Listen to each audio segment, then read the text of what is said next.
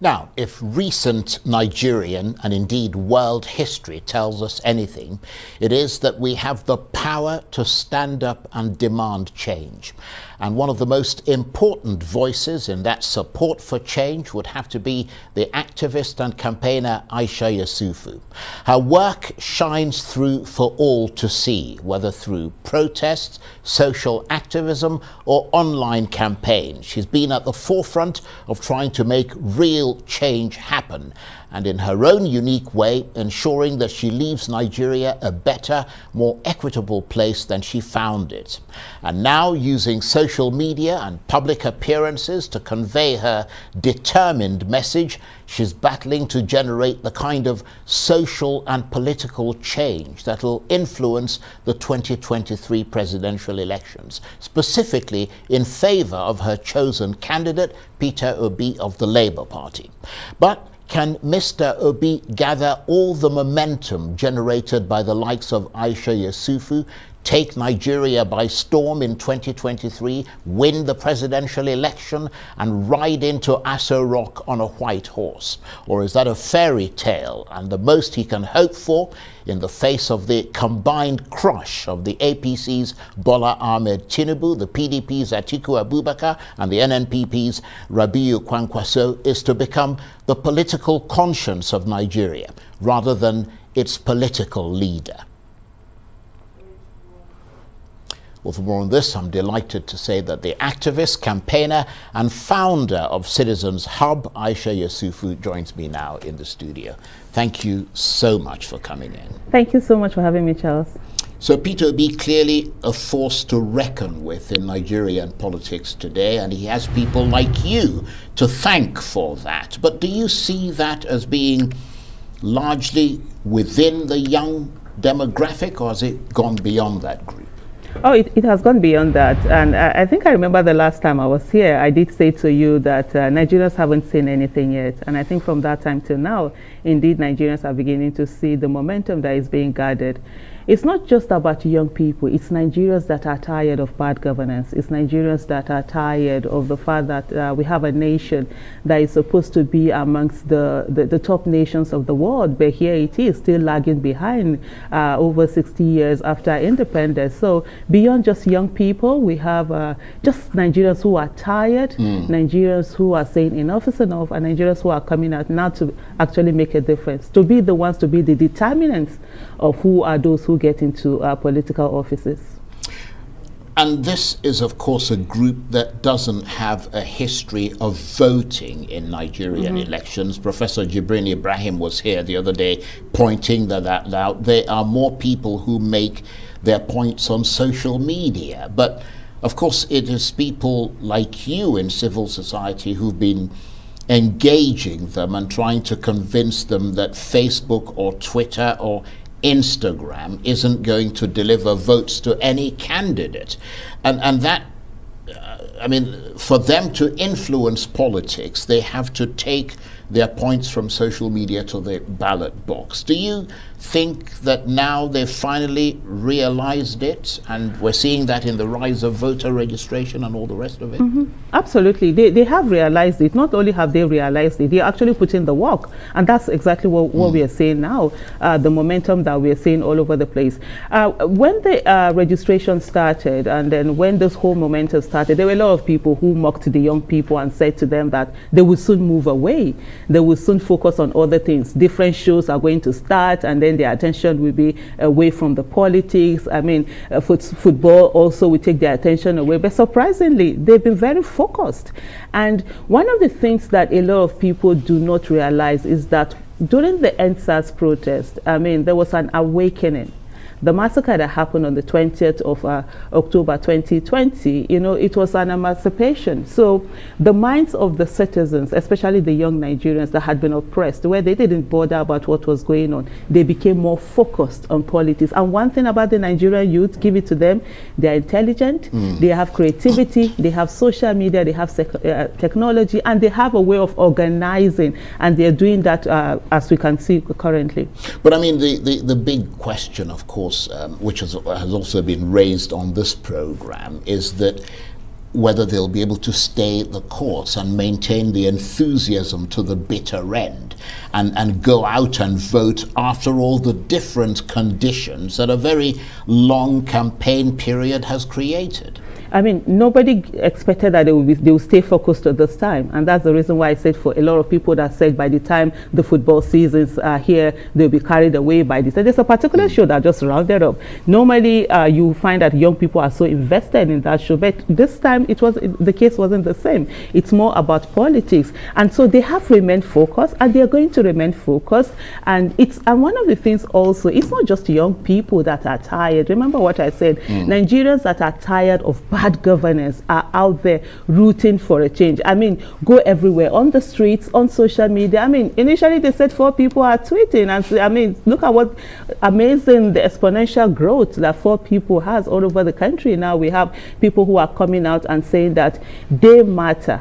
And you know, one of the things that we all have to understand is the fact that initially, they used to say that votes don't count. That was a big lie that was sold to Nigerians. And it took years of trying to tell people, indeed, our votes count. But that's no longer the case now. Citizens know that, indeed, their votes count and that they can make a difference. And for the first time in a long time, if not forever in Nigeria, citizens are determined to be the ones who decide who gets into Asu Villa, who decide who gets into all the other political offices. And that's quite amazing.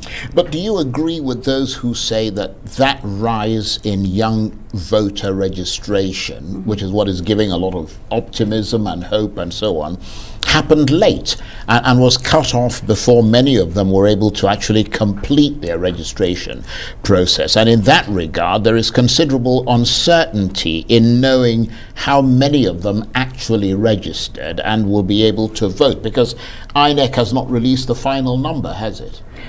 They haven't released the final numbers. Of course, there are some numbers where they say some didn't complete their registration and then some didn't go there physically. And so that's but one of the things that we all keep forgetting is that there are a lot of people who have stayed away from the politics, from the political process of Nigeria, because they didn't believe in the political process and the kind of candidates that have always been thrown up. And so with Peter Obi coming into the presidency, being in the race, it's a game changer. And so for a lot of people, for them, they now see a reason why they should use their PVCs. All this why there never was a reason. So they had PVCs, but there are a lot that have. That's why we always have less than 50% that actually come out to vote, because what we've always had are people who don't even bother to come out to vote. For right now, and what we're expecting is that a lot of people who have had their PVCs, who have never used those PVCs, are saying they are going to use it this time. So let's not discount that particular huge number that we have, beyond also the young people who, because of the candidates that they have seen, because most of them seen Peter will be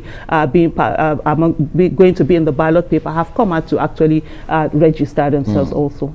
Well, let's talk about the other issue that's been raised about the followers of Peter Obi and the fact that they often come across as very dedicated, but also at times very scary.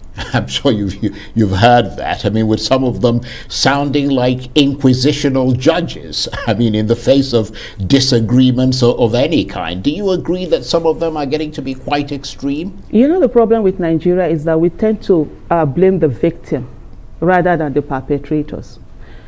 Peter Obi supporters have been attacked physically. They have been attacked verbally. We even had on Arise TV the other day an APC women leader, Lagos APC women leader, calling them disobedient, profiling them, saying that, oh, she didn't bring out a march, she didn't make it known because they are going to be attacked. That's profiling. That's already verbal violence against them. Yeah, but you have to admit. Hold on. Yeah. There's no admittance here, because there is nowhere where any Peter Obi supporters have attacked anyone. They are the ones who are being attacked right now, and Nigerians are looking the other way instead of them to call out the perpetrators. You know, the thing with us as a nation is that we've been so browbeaten that we are always quick to attack the victims rather than calling out the perpetrators who are right now are coming after. Yes, they are passionate. Of course, they have to be passionate. They've seen what it is, their lives meaning nothing to a government, and they want their lives to matter. So they bring in that passion. Are they aggressive? Absolutely not. Aggression is being meted out on them, and then yet nobody is acknowledging that. The state isn't acknowledging that. I don't think anyone is disputing the fact that politicians have used their power and abused it in this country. I mean, that's why everybody's hoping for change. But you have to admit that irrespective of what the politicians have done, which everybody is in agreement, they've messed up quite a bit. I mean, we're talking about specifically people, and a lot of them on social media. You can see it. It's not hidden. I mean, if you look at the likes of Femi Kuti when he came out and the sort of attack he went through. You look at people like Joke Silva, who just came out the other day, and the sort of attacks that they went through. So it's not a hidden thing. I mean, it's you may well say that in the passion of politics, things will happen, but it's difficult to justify those things, isn't it? No, there's no justifying any attack on anyone. People have a right to their choices. Absolutely, you have a right to your choice, whatever you want to say. But the thing is that when we are talking about these attacks, what are the attacks we are talking about? I'm telling you that people have been physically attacked. Flag boy. There's a boy who carries flag for Peter Obi. He was attacked a few days ago in Oshodi. He was lynched. They almost wanted to burn. If only for the intervention of soldiers that came on, it would have been a tragic case. Why are we not talking about that? That is something that people seem not to want to talk about. If you're telling me about social media violence, I would tell you I've been one that have been told for the last 7 years. I've been at the mercy of supporters of PDP, at the mercy of supporters of APC. It's just that I'm one who is unbreakable. No matter what you say to me, you're just saying it. Yeah, there are people who come out. I mean, you can't classify them as like, oh, these are Peter Obi supporters. But there are people who come out and do their, and somehow they get overboard. They are angry at certain people that they've looked upon as, what do you call it now, as role models. And then when these people sort of like, where they've always thought that, where the politicians have always come against them, that these people have been with them, and then all of a sudden these people make certain choices, they don't feel happy about it. But one of the things that they have to realize, of course, is that everyone has a choice and have a right to those choices. Whoever they want to vote for, that's the way it goes. And are you also finding that there is the almost dangerous pursuit of a political savior in this country, and we appear to be seeing a cult of personality developing around certain politicians? I mean, we saw that with President Buhari, and now we appear to be seeing it with Peter Obi this time. Well, there are a few people who believe that there must be sort of like cult-like worshipping, and that will come from our upbringing. Most of us as Nigerians were brought up with the first set of dictators we had were actually parents. So we always brought up, follow this person, the person has a finance, say don't question them. So it's going to take years and years of education for people to actually understand that those who get into public offices, they are your servants, they are not your lords and savior, that you cannot talk to them. So there are a few of that, but then a good majority are also ready to hold Peter Obi accountable. And I will use Peter Obi for you. There are certain times he has done certain things that people didn't feel happy about, and they came out and they told him right off. So in as much as I do agree with you, there are certain percentage of people who feel that they have to worship the candidate or the candidates, but there are quite a number of young people who are also very who have an understanding of the fact that the office of the citizen is the highest office in the land, and they're ready to hold whoever it is accountable. Every presidential candidate, everybody running for office, they're looking for a job, and we the Nigerians, we are their employers, and so right now they're coming for interviews. Absolutely. And nobody is above us holding them accountable. We'll hold them accountable before they get into office, we'll hold them accountable after they get into office, and if they do well, fine and good. If we feel like it, we'll praise them. If they don't do well, we'll always come after them. We give them the job, we are paying them, and they have to do what they need to do. Absolutely. But is there a sense, though, that given all the things that people have suffered in this country, which is most unfortunate, that Nigerians are continuously obsessed with chasing the perfect person who is going to run this country perfectly? But we all know that that is a phantom, isn't it? So it's a combination of a lot of things. So first of all, the upbringing, and that's why I said to you, the fact that the way we were brought up, that you don't speak. Just listen to those your parents, listen to your teachers, listen. You can't even question them. The moment you question them, you're called a stubborn child. And so when people go into adulthood, they simply replace their parents, teachers, and all of that with anybody in authority. And so they don't also say anything. Then we also have the religious angle, where you're being told that you should not talk to leaders, you should not do this, just accept whatever it is that is being given to you. So all of this conditioning is going to take such a long time for Nigerians to fully be able to take themselves out of it. But there are quite a number of young people and also other citizens who are having an understanding of the awareness that indeed anybody getting there is not like a savior. There's no divine touch on any leader. This is just someone who is doing a job, and where they fail, we need to call them out. So it's a process that it's going to take a long time, but right now there is so much that has been done in case of people occupying that office of the citizen. And I'm quite happy with the young people that I see right now, the way they are also ready to hold those they are campaigning for accountable, even though there are still some that is still work in progress, because they just seem to say, oh, when this person gets in, it's going to be hurry. No, it's not going to be. It's going to be hard work for every one of us. It's going to be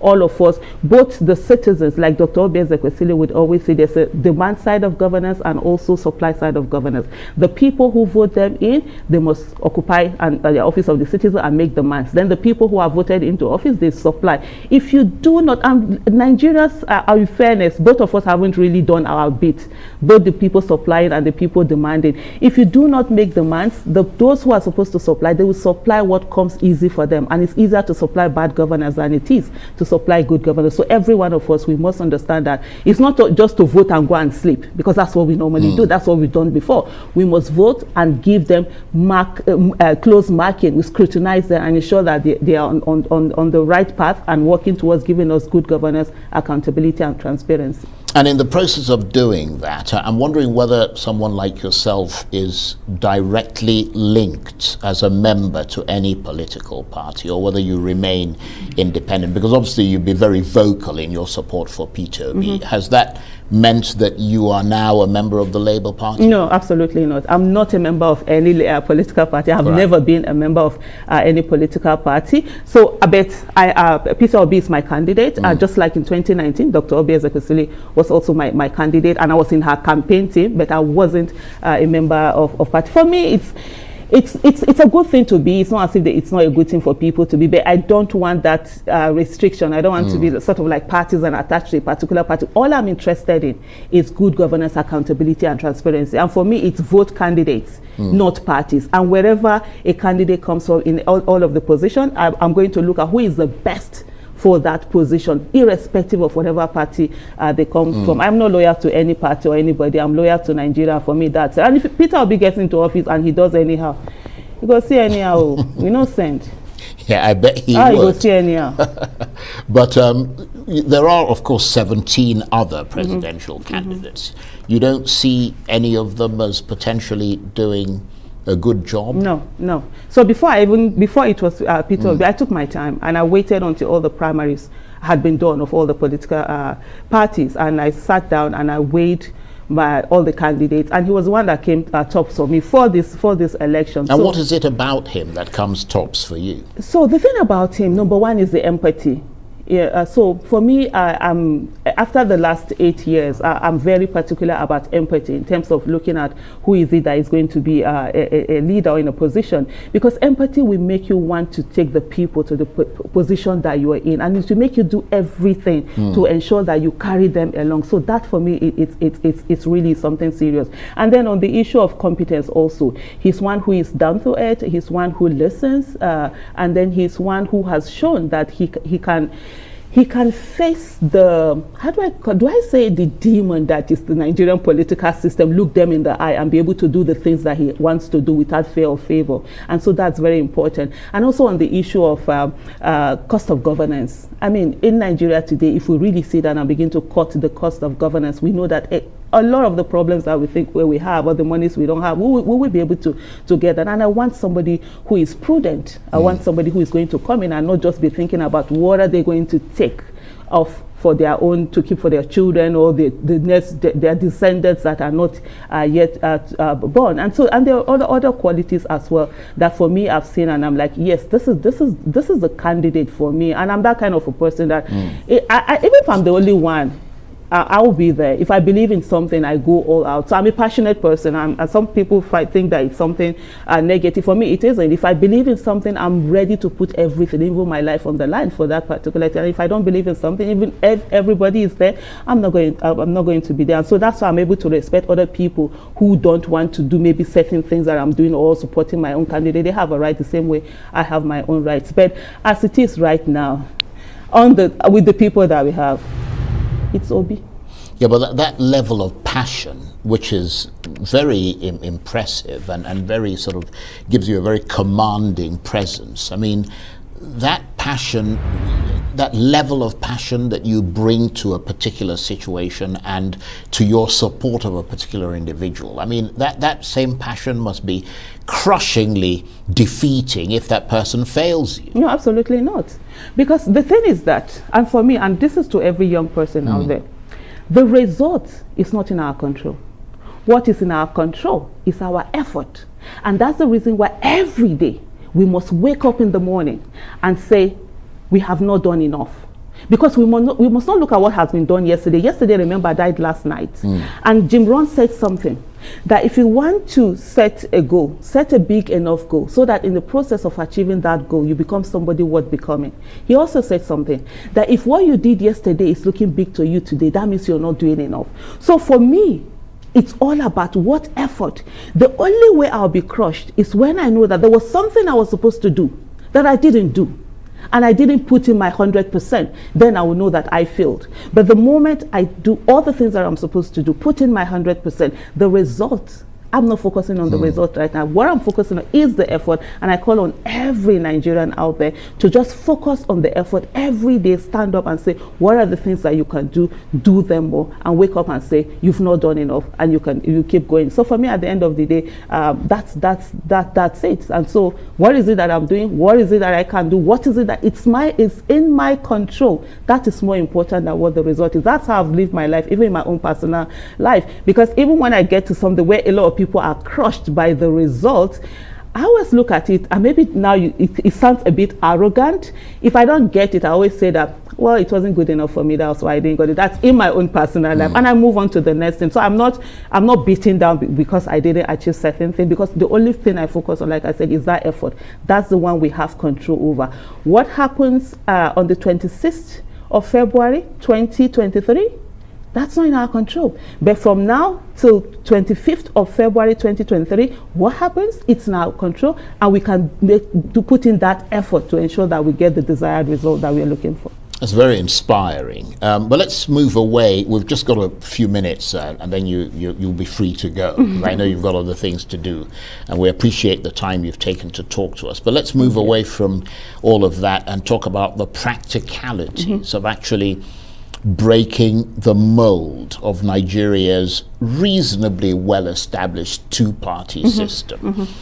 Beyond social media, are you satisfied that Mr. Obi's team are putting in place the structure needed to fight a general election in Nigeria? Before we get to Mr. Obi's team, the people's team, they're doing amazing. The young Nigerians, honestly, I'm in awe of what they're doing, and they're all over the place, in the most remote places that you can think about. They are there. There's one they call Up North for Obi. They're doing amazing, where even our own people, generally, like I say, even security agents are not going there. They are reaching the people down where they are. So that's the big thing. Another thing also, I think somebody mentioned it a few days ago. He said, look, Peter Obi is not the third force. Peter Obi is the force. He has awakened Nigerians. He has given Nigerians hope. The last time I saw something like this was the first time I voted. That was 1993. I was 19 years old then. I mean, people came out. That's the same thing we are seeing right now. All over the place, people have taken ownership of Peter Obi, and they're doing their bit. And every one of us, like he rightly said, every one of us, we are running for president through Peter Obi. So we are ready to do our own campaigning, and that's why you see people are not waiting for money to be deployed, or like what you see with the so-called major parties, where they are waiting waiting for the politicians, the front runners, to bring in money. But people are using their own money. They're bringing the passion. They're bringing the creativity. They're bringing their own finances. They're coming together. They're all running for president. Peter Obi is not running at all. So all over the country, in the hinterlands, they're all over there. And like, I think there's a governor, and that's my governor, who said months ago that in every family there's an obedient. They didn't listen to him, and I think we're all saying it now, that they're all there. And the most important one is those people who hadn't even said anything, who have never voted before, but are ready to vote now, the silent supporters that he has. And I can tell you that it's great, it's major. And as we go on, by the grace of God, we're going to see a major upset in Nigeria. And that's the way it's supposed to be, because what we are going to have is that citizens finally are going to take charge of their countries, not the few people who have been the one that have been establishing themselves and their stooges, you know, and that's why they get into office and they do not work for the people. But right now, when Peter Obi gets into office, May 29th, 2023, by the grace of God, he will know that it was Nigerians that put him there, and he has any business other than working for Nigerians. And do you feel yourself personally, you have a track record, you have a lot of admirers in this country, you've done a lot in the interest of justice and truth and serving the people of this country. Do you feel that this is the moment you are working towards in terms of instituting the kind of change that could really be as far-reaching as you've always wanted it to be? I would say yes, in a way, because honestly, if you look at my face, I've not used anything, but I've been glowing in the last few months. Well, you certainly are glowing. I am. There's such a light inside of me. I'm so inspired by the way the young people have taken charge, the way they have taken ownership, and they're doing so amazingly well. To the extent I don't have to be, when people are thinking of doing a rally or something, I get, Aisha, what do we do? But they've taken charge and they're doing so well, better than I ever could even imagine myself doing it. And so it's such a beauty, such an amazing thing. I don't want to be 80 and I'm still having to talk for Nigeria. No, I want the young Nigerians to be in charge of their country, to actually realize that they are the leaders of today, and they're doing it. And ironically, you know, on the 1st of October 2021, there was a protest that we did, and there was a video of mine that went viral where I was saying that Nigerians, you have 10,000 retreats, they will talk, but they will never come out for protests and rallies and all of that. And within a year, see where we are right now. Honestly, it's a wonderful time to be in Nigeria. And you can see I'm like glowing, I'm, you know, having fun, enjoying myself, just because Nigerians have decided that indeed they're all going to occupy their office of the citizen. Well, Aisha, I want to thank you very much indeed for sharing that very inspiring part of your life with us. Aisha Yesufu is the activist, campaigner, and founder of Citizens